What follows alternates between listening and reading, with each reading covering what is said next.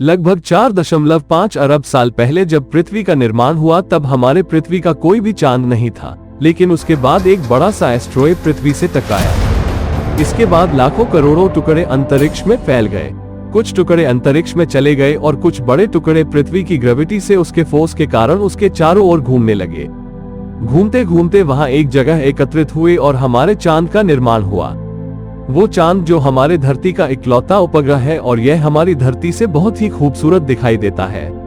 लेकिन इस चांद के बारे में बहुत सारे इंटरेस्टिंग फैक्ट है जो आज मैं आपको बताने वाला हूँ। फैक्ट नंबर 1, हम में से ज्यादातर लोग ये जानते हैं कि हमारा चांद गोलाकार है, लेकिन आपको बता दूं हमारा चांद गोलाकार नहीं बल्कि इसका सिर्फ अंडाकार है। ऐसा इसलिए हुआ क्योंकि जब हमारा चांद का निर्माण हुआ तब इसका आकार गोल था, लेकिन धीरे धीरे पृथ्वी ग्रेविटेशनल फोर्स के कारण हमारा चांद का आकार अंडाकार हो गया है। फैक्ट नंबर 2, क्या आप जानते हैं पृथ्वी का 29 दिन इक्वल्स चांद का 1 दिन होता है। फैक्ट नंबर 3, क्या आप जानते हैं चांद हमसे हर साल 1.5 इंच हमसे दूर जा रहा है। जब हमारे चांद का निर्माण हुआ था तब ये हमारे पृथ्वी से महज 22,000 किलोमीटर दूर था, बट अब ये हमसे 3,84,400 किलोमीटर दूर जा चुका है और 600 मिलियन वर्ष बाद हमारा चांद हमसे इतना दूर चला जाएगा कि हम पृथ्वी से चांद को केवल सितारे की तरह ही देख पाएंगे।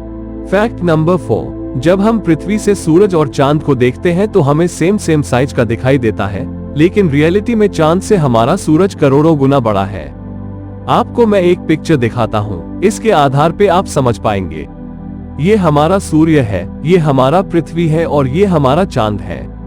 मीन्स आप समझ सकते हैं कि हमारा सूर्य कितना ज्यादा बड़ा है। फैक्ट नंबर 5, हमारी चांद का एवरेज डायमीटर 3,475 किलोमीटर है। इसके आधार पर मून हमारे सौर मंडल का 5वां सबसे बड़ा उपग्रह है और हमारे सौर मंडल का सबसे बड़ा उपग्रह जुपिटर का है जो कि है गैनीमीड है। फैक्ट नंबर 6, चांदनी रात में चांद जितना ज्यादा कास्ट रिफ्लेक्ट करता है हमारे पृथ्वी की, और अगर हम उस मून के एक मून की जगह 3 लाख मून को रख दे तो हमारा पृथ्वी दिन को 12 बजे जितना लाइट मिलता है उतना ही लाइट रात को हमें मिलेगा 3 लाख से। है ना गजब का फैक्ट। फैक्ट नंबर 7, आपने कई बार बीच किनारे गए होंगे और शाम को इस बीच का मजा लिए होंगे।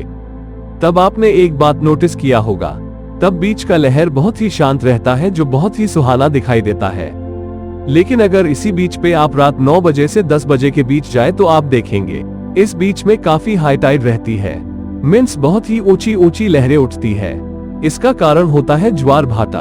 इसका कारण होता है चांद का ग्रेविटेशनल फोर्स। चांद का ग्रेविटेशनल फोर्स पृथ्वी को अपनी ओर खींचता है, लेकिन चांद का ग्रेविटेशनल फोर्स इतना स्ट्रांग नहीं है कि पृथ्वी का कोई ठोस चीज अपनी ओर खींच सके, लेकिन वो कुछ हद तक पानी में हलचल करने में कामयाब रहता है, जिसके कारण समुद्र किनारा रात को बहुत ही हाई टाइड हो जाता है और बहुत ही ऊंची ऊंची लहरें उठती है।